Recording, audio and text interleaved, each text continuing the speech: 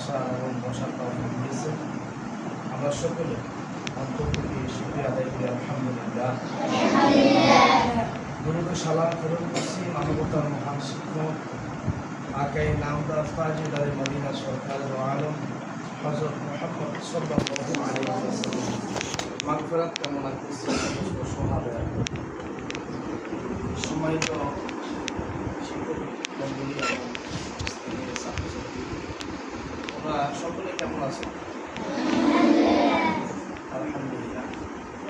যখন আমাদেরকে বাড়িতে হোক, মাদ্রাসায় হোক, পথে ঘাটে যেখানে দেখো, অথবা মা বাবা জিজ্ঞাসা করো বা অন্য কেউ জিজ্ঞাসা করো, আমাদের যদি জিজ্ঞাসা করে বা তোমাদের কেউ জিজ্ঞাসা করে যে তোমরা কেমন আছো, তাহলে জবাব দিবে কি আলহামদুলিল্লাহ, বা আপনি কেমন আছেন, ঠিক আছে?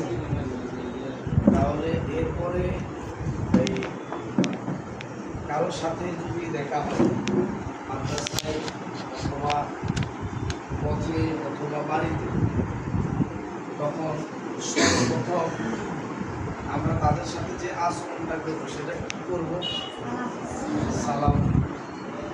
আমরা কী করতে হবে? সালাম দিতে হবে। সালামটা আমরা কীভাবে দিব? কারণ আমরা যারা মাদ্রাসায় পড়ালেখা করেছি অথবা মাদ্রাসায় পড়ালেখা করছি, আমাদের সালামের সাথে অন্য কারো সালামের সাথে মিলবে না, কারণ আমরা সহিভাবে সালাম দেব, ঠিক আছে না? অনেকে দেয় সালাম আলাইকুম, তাই না? আচ্ছা বলো তো, সালাম আলাইকুম এটার অর্থ কি? কেউ জানো? এভাবে যে অনেকে সালাম দেয়, এটা জানো কিনা? সালাম আলাইকুম দেয় কিনা? যদি কখনো কেউ দেয় আসসালামু আলাইকুম ওয়া রাহমাতুল্লাহ, আপনার উপর আল্লাহর রহমত এবং শান্তি বর্ষিত হোক। আর যদি কোনো ব্যক্তি দেয় যে সালাম আলাইকুম,